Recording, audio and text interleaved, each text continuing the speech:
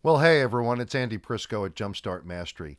In June of 2024, Jumpstart Mastery brought together Gary Noesner, founder of the FBI's Crisis Negotiation Unit and lead negotiator at Waco, and Jack Cambria, longest standing commander of NYPD's hostage negotiation team, to engage in a long form educational series of discussions regarding crisis negotiation. And I had the privilege of facilitating that discussion.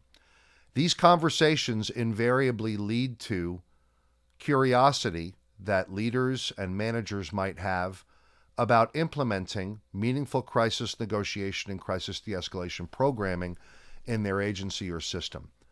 Please do not hesitate, if you have that feeling, to contact us at Jumpstart Mastery by emailing info@jumpstartmastery.com. We would be more than happy to see how we can explore bringing the icons to your leadership team, management team, senior executives to assist you in the ongoing culture change and transformation that our systems so desperately need in supporting people who present discontrol, dysregulation, and crisis. Thank you. Gentlemen, one of the opportunities that are in front of us as the three of us are together are to discuss some things that aren't, let's say, generally covered in the education space on these principles. And I think that we all have our own career experience of watching either groups of particular people or job classes be somewhat resistant to embracing these principles.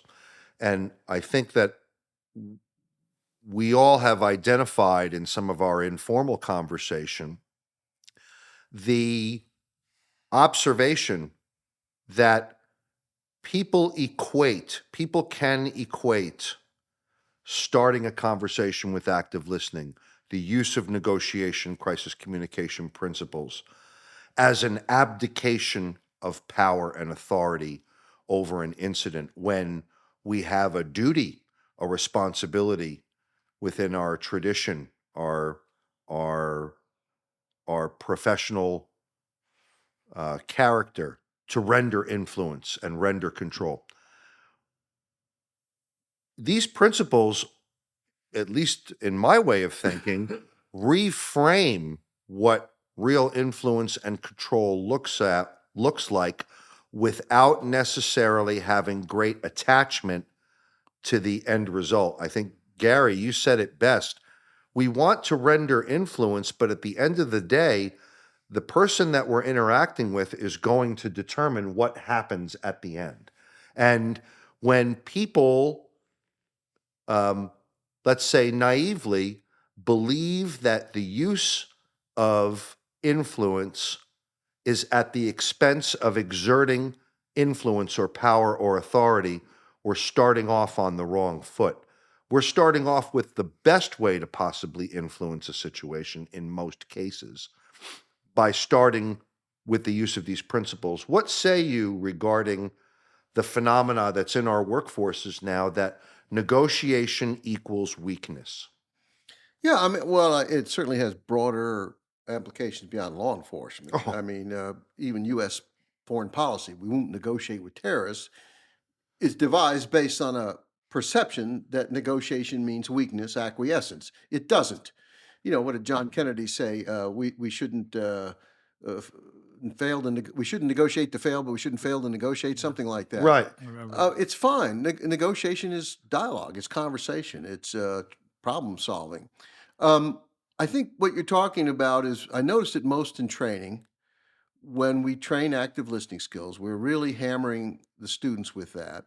And then we put them in role playing scenarios. And in the role playing scenarios, we tend to get role players who are experienced negotiators or cops. And they basically make the student's life hell. Right. They tend, in my experience, to overplay the bad guy role beyond what we see typically in reality. And, and the negotiator is left, well, I hear that you're angry and you seem frustrated at my questions or whatever it might be. And I noticed that in a training program I observed last year. And I said, we probably need to train negotiators. It's okay to be assertive. That doesn't mean attack. That doesn't mean argue. It just means to say something like, Jack, I'm trying to help you here. You're in a difficult situation. We both know that. I'm trying to help you. If you want to yell and scream at me, that's fine. But I don't think that's going to help you achieve what you want. That's fine. Yeah. That's okay. You can go to that extent. You don't have to come across as someone who's just going to keep falling back to a withering attack of insults and so forth. Yeah. So I think that's an important point. The other point is, don't be so vested in the outcome that it changes your approach or your ability to negotiate. Yeah, you want to see it end peacefully. But at the end of the day, as you said, Andy, there's only one person that controls the outcome. It's the perpetrator, the subject, as we said in the FBI. Yeah. They control it. Now, we're going to influence it. We're going to be successful a high percentage of the time, but we're not going to be successful all of the time. Yeah. Nobody can give you the magic formula that's going to give you an absolute success every single time. It doesn't exist. Yeah. So we're going to give it our best. But going into it knowing I'm going to succeed because I'm going to give it my best. The situation may not end successfully because he may not act in a reasonable or appropriate way. You know, and I'm not going to allow myself to get all beat up. I'm not going to counterattack, but I'm going to say, hey, go ahead and keep yelling, but I'm trying to help you here. I think reframing the experience of authority or influence or control is really based on, just like a concierge, sharing with the person, look, these are the options, you're in control of them. If you continue to engage in this kind of behavior, here are the negative consequences that could probably befall you. But if you pursue this other course of behavior that I'm recommending to you, you have an opportunity to um, enjoy something that might get your needs met a little more effectively. We would call that the negative prompt followed by positive prompt. But really, it's up to you. And at the in the entire affair, we still are maintaining control of the scene. So I don't necessarily need to broadcast that I'm in control of this situation. And yet we will see people, as I'm sure you have, default to that simple approach where they feel like they have to articulate that they are in control of the situation, and in doing so they actually release the opportunity to influence behavior. What are your thoughts, Jack? We talk a lot about the role of the incident commander. So traditionally, the incident commander is the highest ranking member from that agency, whether it be the FBI, a police agency that's on the scene, and they'll be kind of running the job, right? They're the incident commander. And ideally, they would take input from the hostage team commander, from the SWAT commander, and then make an informed decision based on their many years of policing experience. Right. But if I may suggest, the true incident commander is not the law enforcement incident commander, but rather the subject, him or herself. Yes. So their actions will determine the course of action by the police. Right. So if they're barricaded behind a door, and they're acting in a somewhat reasonable manner, they're holding hostages, but they're not hurting anybody at this point, probably the police incident commander will give them the directive, be the voice to say, okay, we're going to continue to negotiate. That's how it should be. However, if that behavior changes on the part of the subject, starts hurting people, killing people, well, we all know then that subject just determined how this job will play out. So I would suggest that the true incident commander is not the police incident commander, but rather the subject behind that door. Right. So his or her behavior will dictate how this job will play out. So, for example, if they are acting in a somewhat reasonable manner, they're holding hostages, but they're not hurting anybody at this point. They're trying to find a bargaining chip to get what they have their needs or the desires met.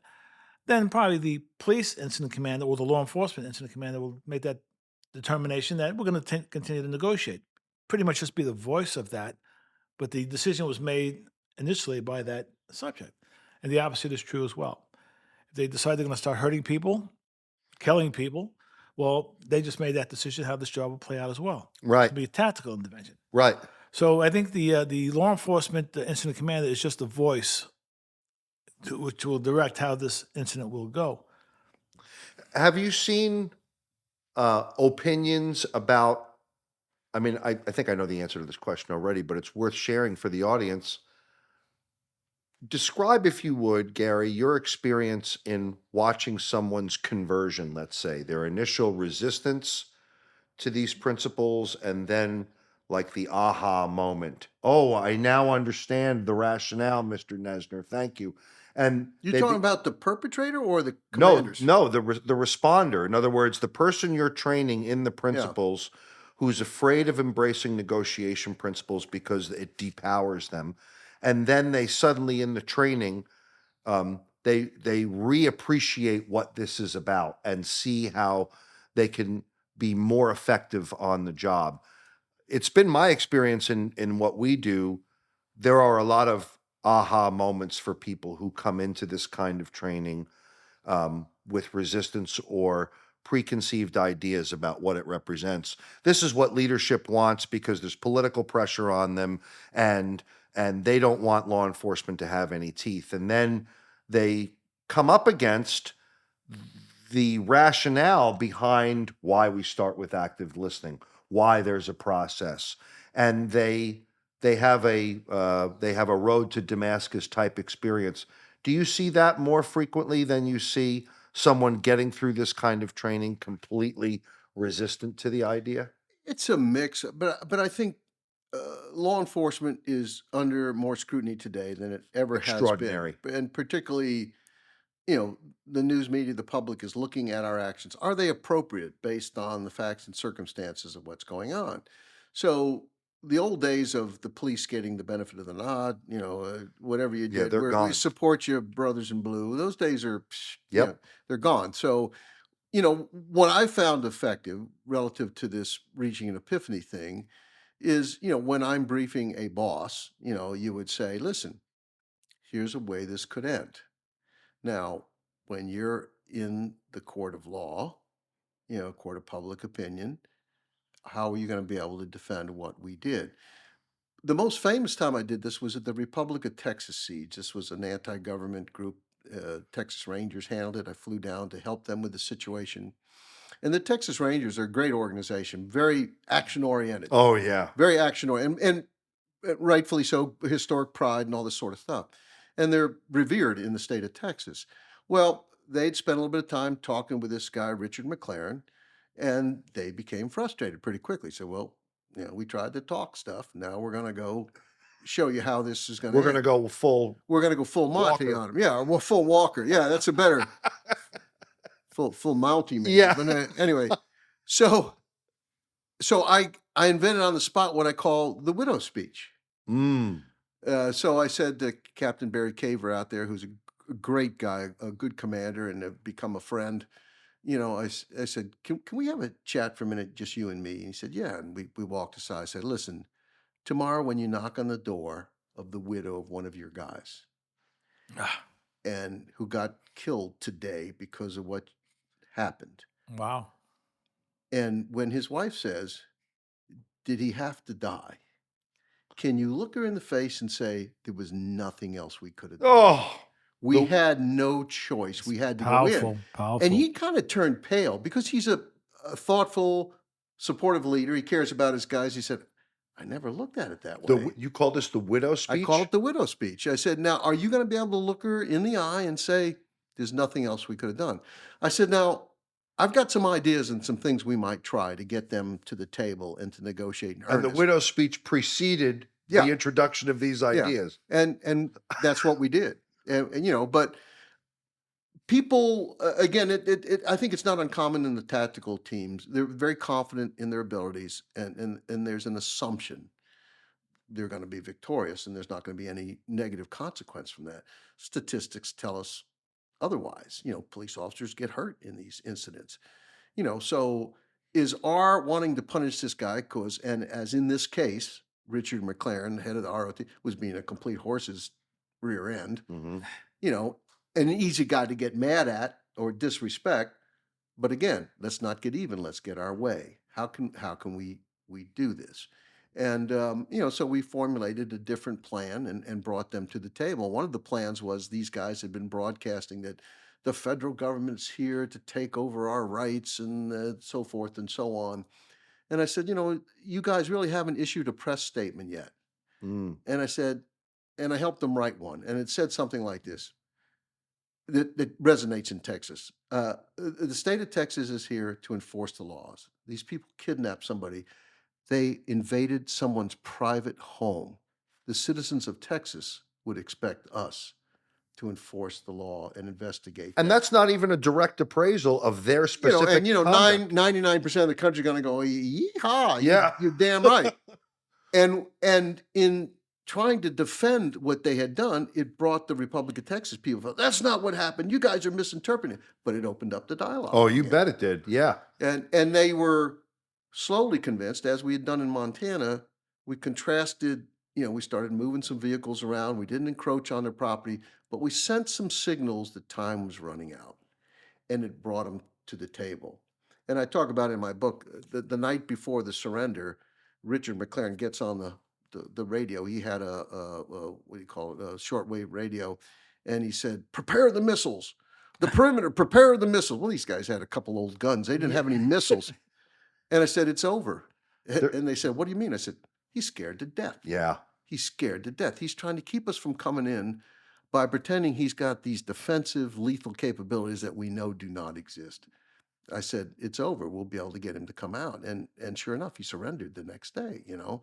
But it requires thought and patience and assessment, and sometimes it has to be an analogy like that convinces a boss not to do something rash.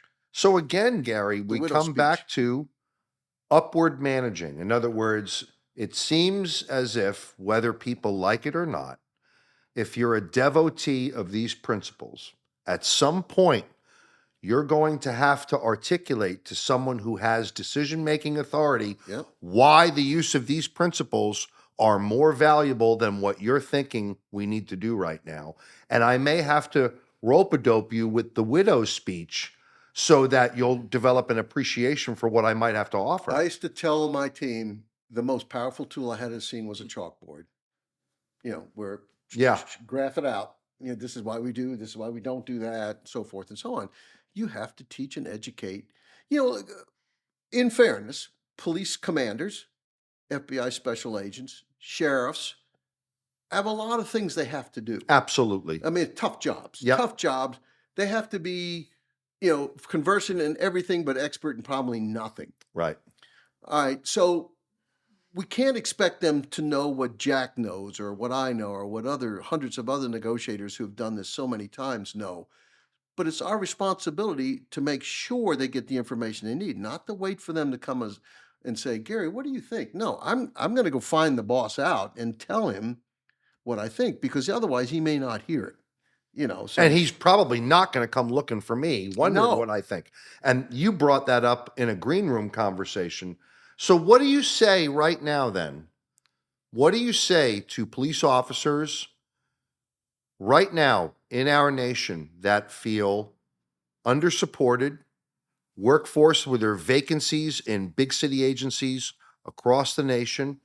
They're apprehensive because of feeling unsupported in many, many cities. And here we are when the pressure is for them to be, let's say, endlessly therapeutic. They're almost required to put their social worker hats on.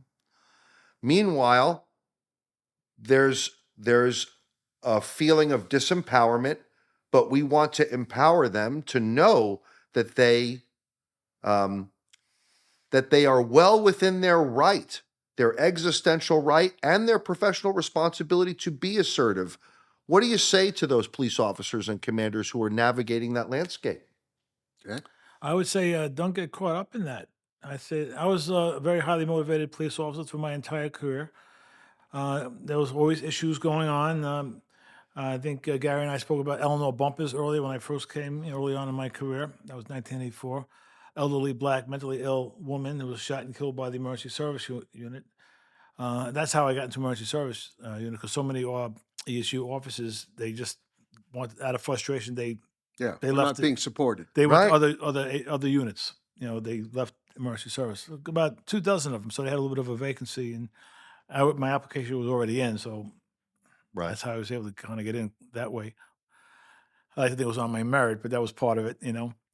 And just don't get caught up in that. Do your job, know your job, do your job, and just be So accountable. stick to your principles I is think what I'm really so. hearing, Jack. In other words, Yeah, you're right. reconnect with why you wanted to be a police officer, because if you Yeah. pursue the need for support from other sources, you may not get it. Yeah. So you better find a way to. Yeah. Yeah, there's another thing too. We used to say negotiators negotiate, commanders command.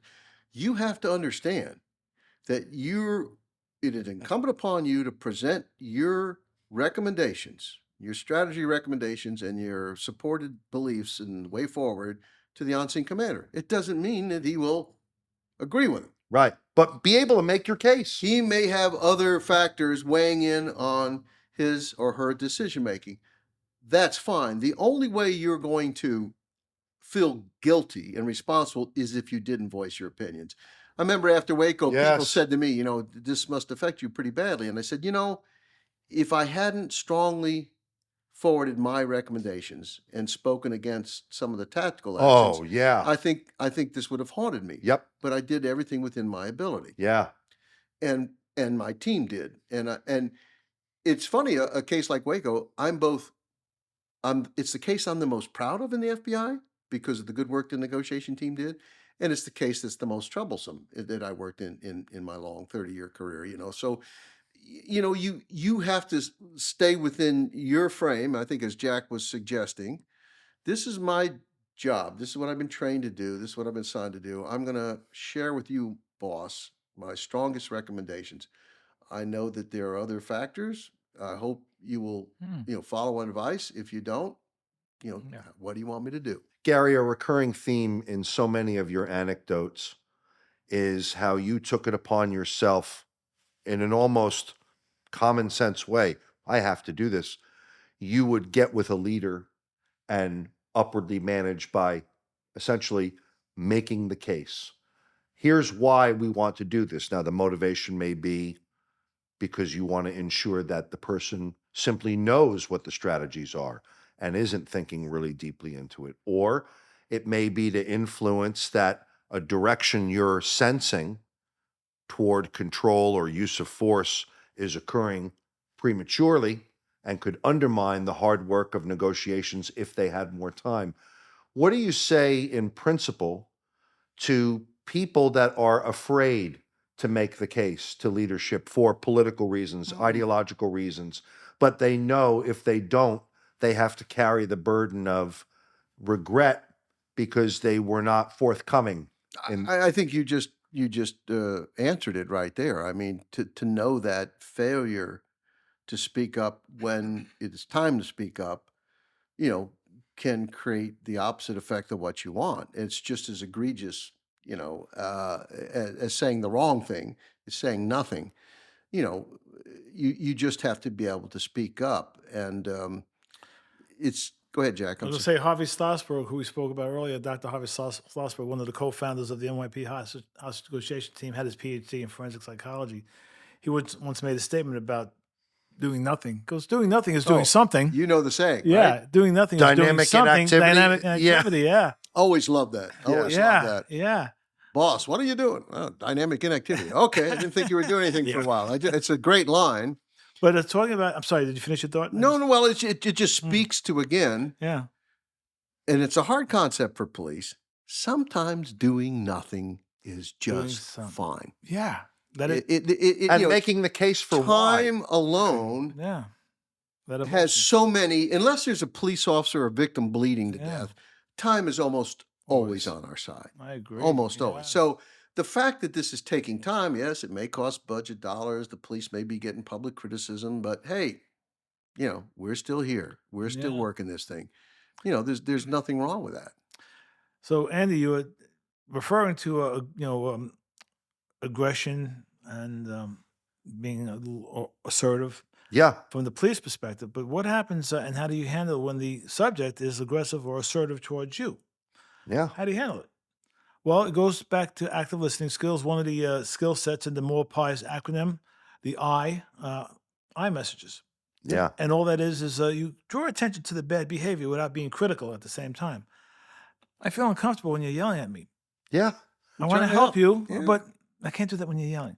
So you're not outwardly criticizing, but you're drawing attention to That's the bad entirely behavior. assertive. It's entirely assertive in a non-offensive way. Yeah, yeah. And oftentimes when people hear that, because emotions are ruling the moment, as we discussed earlier, they when it draws attention to the bad behavior, oftentimes, certainly not always, but oftentimes it just corrects it. Oh, I didn't realize being assertive. Okay. I mentioned before that we suffer from uh, being perceived as a gray science, hocus pocus, whatever. And bosses don't fully understand. I remember in the Montana situation, it lasted 85 days. I was taking a break in the middle, and Steve Romano was running the team while I was gone. And at one particular time, the Freeman wanted to talk the legal issues.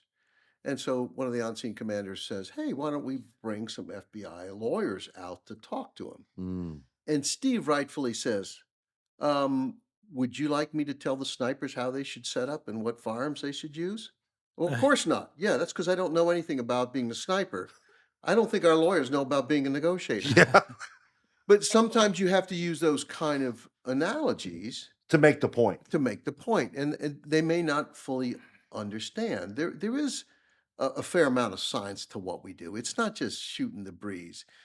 So I guess the piece we keep harping on in this whole series is the critical importance of getting the buy-in support of your decision makers. Yeah, It's the absolutely leadership. key because absent that, nothing's going to work. And you have to sell it, right, Gary? You have to sell it. You have to be a salesperson. You, Um, Negotiators, police negotiators, law enforcement negotiators, FBI, you have to have the ability to sell jail time to people. You have to be able to yes. sell jail time people, put a positive spin on going to jail. How do you do that, right? You have to be innovative, creative. I had a guy one time in the South Bronx. His living girlfriend, domestic dispute. He stabs her to an inch of her life. The neighbors hear all the commotion.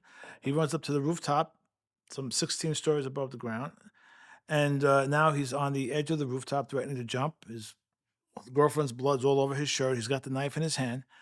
And when I finally get up there, I start talking to him. And his backstory is he was a degenerate drug addict, a heroin addict. He had no education. He dropped out of school in 10th grade. He had no skills. His job was street robberies. That's how he got his money for his drugs. And that was his whole existence. So as I'm listening to him for a while, I said, maybe in your case, if you don't jump, you're going to have to take the collar. We call arrest collars, New York Right. City jargon. It goes back to the 1900s when the police used to grab the people by the collar Oh, okay. and drag them off to jail. So it goes, you'd have to take the arrest if you decide not to jump. But in this case, your case, it might not be such a bad thing. And he goes, how do you figure that? So what you just told me, you're a heroin addict. When you go to court, and by the way, if you can't afford an attorney, I'm going to get you one free of charge, right? Right. It's constitutional right, so no stretch there, right? Yeah. I said, but through your court-appointed attorney, you're going to petition the court to put you in a drug rehab program in the prison system in Rikers Island. This is a New York City jail. I said, once you get through that, you said that you have no education. Well, in the prison system, you're going to get your GED, the equivalent diploma, right? And if you want, once you achieve that, you can even take college courses and get that. You sold a whole image of unmet needs, a Yeah. whole image, a whole vision. You have no skills, you told me. Well, you're going to work in the kitchen. You're going to learn how to cook. You're going to learn how to do things in the kitchen, in the carpentry shop. You're going to get some skills. So by the time you get out, you're going to be in a much better place than you are right now. Oh, yeah. Getting those needs met. And because I didn't think about it in that way, I said, yeah. And if I had got him to come back onto the roadway, onto the rooftop, rather, excuse me. So you have to have the ability to sell jail time as a But negotiator. remember what we talked about before. He's on the ledge of the building when you go up there. What's his vision? Yeah, That's right. there you go. Zero. I've stabbed my girlfriend. The cops are here. Life's over. I'm going to jump. Now all of a sudden you've got him.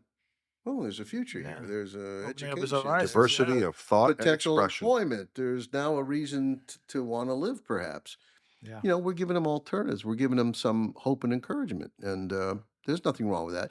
You just have to be careful as a negotiator that you don't overpromise and, Yeah. because if he's an experienced criminal, if you promise him what you can't deliver, he's going to smell a rat anyway. Yep. Yeah. You say, hey, come on out, nothing's going to happen. this is You'll just go a- free. You'll be fine. He's going to go like, Jack, on that scene, how many officers do you think, were there people present, who were just like, well, give them what you just did. Why don't you just jump so we can all be done? I'm In other sure. words, like the Probably. idea here is that you're probably, and hopefully not, but you're very likely in the minority where we're not going to judge the act that this person just engaged Yeah. in. Our objective is to reduce loss of life, attend to safety of the public. Him jumping off the building could be a safety issue for the public. In other words, we have objectives here that have nothing to do with appraising the heinous act that this person may have committed. But instead, I'm going to do this thing that takes longer than Well, them jumping off the edge of the building so that everybody can go home. We have to have an ability to put aside what has happened before we got there. Yep, My job as a negotiator is not to bring back the people this got killed 2 hours ago. right. It's beyond my ability. My job is to try to prevent Yeah. violence going forward. Right. yeah. You And know, and that's how you have to look at it. And I think put these other things aside and don't allow what he did before to taint your idea of what the best approach is to resolve it. Now, every human being's got some value, some, maybe Charles Manson, arguably, but by and large, there's something there. I worked a situation. It's a famous story. I talk about in my book. 4th of July, a guy takes over a decommissioned aircraft carrier in Charleston Harbor, and he's firing off rounds. And the FBI goes to help the police there. My local negotiators there, and and I say, call me when you get there, and we'll do an assessment. 4th of July, highly visible military venue. It's probably going to be a veteran having some issues. And sure enough, that's what it was. But my beeper comes in with another number, and I call the number. The guy says hello, and I say, "This is Gary Noesner of the FBI calling from Washington." And I said, "Is Mike Duke there?" That was my negotiator. He said, "No, there's no Mike Duke here." I said, "Is this the command post?" He said, "No." I said, "Is this the negotiation room?" "No." And then he says, "Who'd you say you were?" "I'm Gary Noesner. I'm chief negotiator with the FBI calling from Washington." "I guess I'm in more trouble than I thought." And I go, "You're not the guy with the gun, are you?" "Yes, I am." oh, So unbeknownst to our folks, the that's telephone number to funny. the command post in the souvenir shop could also be answered up on the bridge of the ship. That is funny. Oh So my I talked to goodness. him for a while. He is a veteran, drug dependency, alcohol dependency, the whole 9 yards. Felt he's been underserved, probably was by the Veterans Administration, whatever. Anyway, I disengage after a while, and they spend 10 hours talking to this guy, and he surrenders. You know what? He's a Vietnam vet. He served this country. Right. He has suffered long-term effects. Was it a personality deficiency? Was it the experiences he had? It's a Who great knows? story. Who cares? He's a human being. He deserves our time. He deserves our attention. So what? And they got him out, and they all felt pretty good about it. The Yeah. police did a great job negotiating him down. Perfect. He Yeah. took their time, used active listening skills. It's not about bargaining. It's not about ego. It's about saving this man's life. That's Yeah. a great And there are story. Yeah. and that's our benchmark in law enforcement. Yeah. It's not that there's no deaths, it's that we prevent every death that we can. Yeah. Now, that's how I judge it. Yeah. In the Amtrak situation I talk about in the 80s, I flew down to Raleigh, North Carolina with another FBI agent, and we were helping the police negotiate this train situation. And in fact, my partner at the time, Ray Harris, a Spanish-speaking FBI negotiator, he's the primary, and I'm coaching him. And it's in Spanish, and this is a good lesson for use of an interpreter. I had a second interpreter telling me what Ray's saying, so as soon as Ray's finished, I'm able to give him the next Immediate feedback. Yeah. immediate feedback and guidance. Yeah. And at one point in time, this guy had killed his sister on the train. That's what stopped the train, disengaged from the rest of the car. So it's a barricade with a dead woman inside, two young children. Wow. At the time, the longest situation in the United States outside of a prison, 72 hours. Mm. So what happened eventually is we're trying to get the kids out. And after, a whole full day there, the guy says, the little one's dead. The little boy died, dehydration. And Ray, very deeply religious, caring, personal guy, amazing guy. And he about collapses to his knees.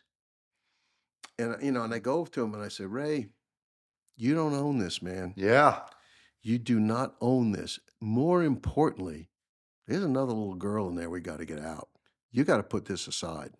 You just, it's water over the Well dam. done, Gary. Yeah. And he got up. It was almost like Popeye eating the spinach. Yeah.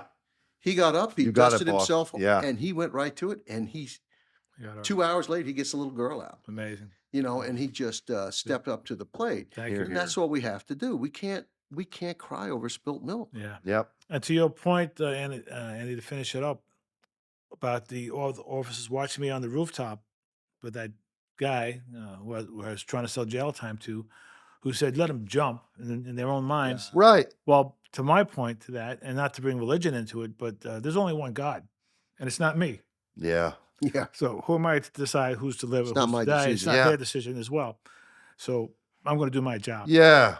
Yeah. You know, maybe not in the hostage domain. I can say in the care and services systems where workforces are routinely meeting the presentation of challenging behavior, we don't have any support or wellness initiatives that I think help the workforce at large resist the impulse to judge, and as a result, mete out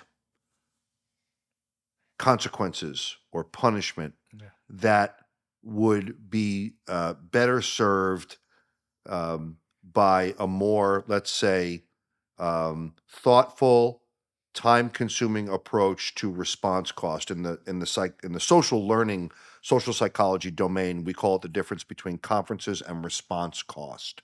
If someone engages in infraction behavior, rather than meeting it out right away, there's going to be a meeting of the treatment team. We're going to review the manual. We're going to have the person in here and just simply Yeah. say, when you engage in the use of racial slurs in the common area, the infraction in the manual that applies to everybody is this.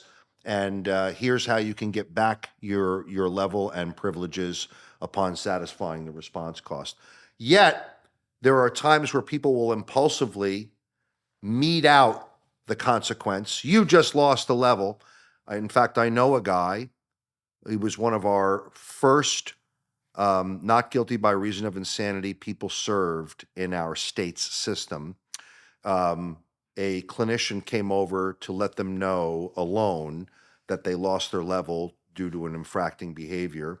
And this person went to a microwave, heated up boiling water the next day to 212 degrees, and walked over to the clinician and threw it in his face. Wow. Ouch. And that was all because the clinician went over on his own with a sense of passion. I have to deliver this consequence because he delivered this infracting behavior. And we were able to debrief about that. But the point being, there's a difference between, let's say, there's a difference between feeling fear and not being assertive. Assertiveness, speaking your truth, speaking up, not wanting to live with regret, and then undertaking like a zealot the delivery of the message, somewhere in the middle, as you would say again, Gary, Yeah. a balanced way on the teeter-totter. Something I want to say relative to what Jack's talking about, that case on the roof. Please. I haven't personally worked one of those. I suspect you may have, where a negotiator has to negotiate with a guy that's already killed a cop, just killed a cop. You have. Staten Island, yeah. Yeah. Alan- I don't Alan think I Lau. have, but those have got to be the toughest because God. now your colleagues are saying, what are you trying to save this guy for? Yes. Not only Gary and Andy was this particular individual named Alan Lau. Not only did he kill a cop, retired, but he was also a retired cop himself. Oh, Oh, complications. Yeah, it's an interesting case. LAU, Alan Lau, Staten Island. It was a road rage incident. Alan Lau, very briefly, he was a 20-year police veteran, and he had a very checkered career over his 20 years. Degenerate alcoholic. He went to the farm 3 times. Out jogging for the farm is an alcohol rehabilitation program, Right. physically located on a farm in Pennsylvania. So you don't necessarily lose your job if you get in trouble with alcohol on the Go to job, the program. but you have to go through the program. Modified assignment, no gun, no shield. And right. once you get through Administrative that- job, something. Yeah, Clean up and come back. yeah. And he was 3 times in his 20-year career. So when he gets out, he continues on his nasty way. And he winds up getting into a road rage incident with this other police officer, retired from the Port Authority Police, named Stephen Vitale. And he perceived that Stephen Vitale cut him off. They didn't know each other. And he filed with Stephen Vitale, and Vitale and his wife were going to pick up Chinese food, and in the back seat was the dog. When he pulls over to get the Chinese food, he gets out of the car. I don't know, parks his car. Witnesses say he gets out of the car, gets in a combat stance, and assassinates him as he gets out of the car. He was dead before he hit the ground. His wife gets out of the car, starts screaming, "What are you doing?" He shoots at her. She dives under the car, doesn't hit her, but one of the rounds goes through the shell casing of the vehicle and hits the dog in the back. Jeez. Dog survived. And now we didn't know we knew Stephen Vitale was a cop, but we didn't know about he was a cop, Alan Lau. Witnesses said that he then slowly gets back into his vehicle. He goes to the curb cut. He waits for the traffic to pass. No hurry to get out. After about the 3, 4, 5 cars pass, he goes slowly into traffic and he makes his way off. So we find out who he is right away, very quickly. And now we find out he's a cop too. So yeah, it had like both sides of that. Oh, Both sides of that. That was an involved case. We finally got him to come out after about 5 or 6 hours. Yeah. But those are the toughest ones. I remember at the Lucasville prison riot, They killed the we did correctional it. officer. They'd killed the correctional officer before the incident was over. The negotiation team was able to secure a safe resolution. And the tactical officers' relationship with the negotiation team was terrible. The negotiators took you. Why did you let these guys? Because they wanted to get the permission to go in, Yeah. and it's mete out justice. It's an understandable human reaction, but it's a loss of self-control. Yes. And in that case, it would have been we're bringing in a team from another prison. There's too much personal Cross-pollination here. Yeah. Well, yeah. One of your friends was killed by these guys, and now we're asking you to. I Yeah. think you talk about it in your book about that case that they broke into the office of the hostage negotiation team. They found manuals, the hostage negotiation Yeah, that's manuals. not from my book. Not from your book. And now they know our policies, how to negotiate. And so that caused some problems for the negotiators. But I've been asked this question before. Negotiations work with a negotiator. And Yes. there's plenty of examples. So you might say, Jack, I know exactly what you're trying to do, and you would say, You're right. yeah, I'm trying to create a relationship of trust. Got me there. My bad. It still works. Right. And Right. I remember Dr. Mike Webster was a guest lecturer at the FBI Academy once, and there was some police officer, probably shouldn't have been in negotiation school. And he was so skeptical. Yeah, that stuff you're doing, you're repeating everything I say and all this. So I'm repeating what you're saying. Yeah, and it's not working because you're trying to tell me I'm angry. I can tell you're really upset over it. And he's doing it the whole time. And all of a sudden the guy stops and says, "Oh, you're doing it. You got me, didn't you?" He goes, and the whole class, this guy's in the front row, the whole class back there going, he just put on a master class for you. Right. And responding to the guy said, "Oh, I get it now." And you were talking about training before. Sometimes it takes something like that for somebody to have an epiphany. Oh, absolutely. To really see that, oh my gosh, yeah. What I used to, when I travel and teach schools, and which I don't do much anymore, I would always give usually police officer traveling from somewhere else, and I'd give them a homework assignment. And I'd say, okay, listen, when you get back to the hotel tonight, before you go out and have too many beers with your buddies, call home and just ask one question and then shut up other than minimal encouragers. And you say, "Honey, how was your day?" And respond to it. Do more than minimal encouragers, but ask them more about it. But this is usually a male-female thing, of course. And I would have the next day people said, "You just changed my life. Yep. My wife's waiting for me to come home right now." Yeah. Relationship has been augmented. She said, "Oh my God, you're Yeah. listening to me." Yes. It's funny. I gave a lecture up at Boston at university once, and it was all students, 200 students, male and female. And somehow in the Q&A, somebody asked me about dating, and I said, "Well, God, I wish I knew back when I was in school what Oh. I know now." And I said, "Guys, when you go out, don't tell her about your fast car and the cool guys you hang out with and what a great athlete you are. Ask her about herself." And I give a humorous example. I said, you meet this gal you kind of like, and you ask her what she does, and she says, "Not much. I'm into sewing." Most guys just like, "Hey, nice chat, talking Oh, to you," really? and What off do they you- go. what do you But you sew? should say, Yeah. "Really, what do you sew?" "Oh, You make dresses? No. Did you make that dress? No. Oh, wow, good. How did you learn that? Oh, I learned it from my nana. I Sounds had a like your guy one nana time. was really important to you. Yeah, And 2 hours later, this gal goes yeah, back to the dorm and yeah, she tells her roommates, I Yeah. met him. This is Mr. Right because you've listened. yeah. When I was in ESU, I had a guy on the girder of the Williamsburg Bridge, the bridge that links the borough of Brooklyn to Yeah. Lower Manhattan. Vietnam veteran. It was summertime. He's wearing a cutoff shirt, a t-shirt, both arms exposed, and he had tattoos, beautiful artwork from the whole sleeve and the whole sleeve down, right?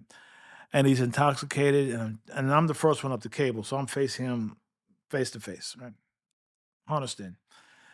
And as I'm trying to gain a report on him, I say to him, I said, "That looks like a lot of work, a lot of hours of work." I pointed to his arms, and he tells me something like it was nine different sittings, 3 hours each. So I guess Mhm. if you do the math, about 27 hours worth Yeah. of ink, right? I said, "It's beautiful, beautiful colors, right? Coloring." I said, "It's beautiful." I said, "Can I ask you what it recommend, what it means? The significance?" He goes, "Yeah, I'll tell you. It represents the seven deadly sins." I said, "The seven deadly sins from the Mhm. Bible, right?" "Yeah, I've heard of it, but I'm not exactly sure what it is. Can you explain it to me?" Oh, And he pointed out each one of those yep. seven deadly Pride, sins. greed, lust, anger, gluttony, envy, and sloth. There you go. I learned Mhm. about it since that day, Yeah. right? And we had a 20-minute conversation about that, to the point he started to trust me enough. The alcohol was starting to kind of wear down a little bit. Beautiful, Jack. And he allowed me to approach him, to put a harness on him, and we escorted my team and I escorted him back to the roadway, got him off to the hospital. So it's about trying to find that little connection, You that were building 10-minute some of link. that French stuff, that rapport. Yeah. You know, it's interesting because I've told students this and many examples of it. If you're engaging with a perpetrator, if you can talk off topic for a while in any area, it gets you away from the Yeah. crisis at hand and gives you a chance to build some rapport. Bosses are going to say, what the hell Talking you're about Yeah. wasting tattoos our for, time. Right. yeah. I mean, I took a case where the FBI surrounded a house. We were trying to arrest a guy, and the guy was a carpenter, and the agent, This is like, in your book. yeah, and he says, I understand you're a great carpenter, and the guy says, well, I want to build a shed. Oh yeah, what do you want to use with it? Well, I keep my fertilizer spreader and my lawnmower and stuff like that. Well, about how big? Well, they spend 2 hours talking about the shed, building the shed. Yeah. And meanwhile, the on-scene commander's pulling his hair out, saying, "I got 50 guys here, and Right. and you're talking about building a shed." But what was happening? There was a something of common interest. In my book, in the first chapter, Sperryville case, it was talking about camping with this guy. Yep. Had nothing to do with the crisis at hand, but it allowed us to forge a bit of a relationship. And I think those are good things to remember. If you can find some common area Yeah. That's like what we that. spoke about earlier, right? Interrupting the thinking process. And that's one way to do that. Yeah, Like Caesar Milan, right? When he exactly. touched that dog's hindquarters. Turn your And attention. most Yeah. importantly in this discussion, Directed gentlemen, it. and to bring it home and over the finish line, to be able to articulate why this is so important to your leader. We are establishing relationship by talking about construction or camping or tattoos or the dog so that we can engender trust, so that we can engender influence, so that Yeah. we can engage in cooperation, so we can get this person to cooperate with our process. It brings me to a very important point, and maybe it's a good time to talk about it. When a boss asks a Jack or a Gary, "How's this going? Give me your assessment." They deserve something more than, "Yeah, good, That's fine." right. That's right. They No, no. deserve what we've been talking about, You that you level. it is incumbent upon the negotiation boss, supervisor, chief negotiator, whatever your title you're using, to articulate specifically less violent language, conversations of longer duration, talking about subjects unrelated to what's going on here. Ba-dum, da-dum, da-dum, Yep. da-dum, da-dum. You have to lay it out. Those are huge And takeaways conversely, it's getting worse because more of this. violent This. language. He discharged his weapon once. We could hear he's beating on the hostage, whatever it is. But don't just give a general good, bad. It's really important that an on-scene commander who's got to make these life and death decisions, ultimately, it's their Mhm. responsibility. We've got to articulate for them Yeah. very specifically the pros or the cons. A guy one time, it was wanted being a 12-hour negotiation. The guy was wanted for drug charges and weapons charges. This is in Queens. And when the detectives had a arrest warrant, 6 o'clock in the morning, they knock on his door, and what he does, he jumps in the backyard of his home, and there he stands now for 12 hours with a gun to his head. Wow. So we finally got established. We wound up using the process of using 3 negotiators. They'd each speak 45 minutes or whatever it was, and Yeah. then turn on to the next one. So about 7 hours into this 12-hour negotiation, I'm kind of up negotiating with him from behind ballistic protection, no doubt. And precinct sergeant comes up to me and says, and a little uncomfortable because he was subordinate rank to mine as a lieutenant.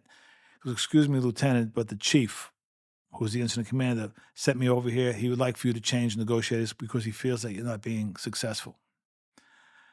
And the answer was so simple. I even put my hand on the shoulder of the sergeant for effect. I said, "Sarge, can you do me a favor?" He goes, "Can you tell the chief that he hasn't pulled the trigger yet? We're being successful." So I articulated as your point. Yeah. And he went back. He smiled when I said that, and I didn't hear back from the chief. Did he have the right to take me off? Yeah, I was only a lieutenant. He was a chief, right? Yeah. Do whatever he wants. But once he heard that response, I guess because he was in a hurry. He went. It was going on 7 hours. Let's get this thing moving, you know. Yeah. Then at the end of the 12 hours, when we finally got him to put the gun down and come to us, he came over, in fact, and congratulated us for a job well done. Beautiful. But that investment of time, 12 hours in this case, it took. Well, it was a paragraph on a police unusual occurrence report. Yeah. Thank you for joining us on this very, very important and needed discussion about the role of upward managing and informing leadership and being assertive, not only with the person with which we're interacting in the negotiation, but why, in terms of rationale, these principles are being used to affect both in negative outcome and in positive outcome. To have the ability to articulate to the degree necessary so that people in decision-making roles get it. This skill is vitally important to the negotiator in the law enforcement context and, frankly, any other context.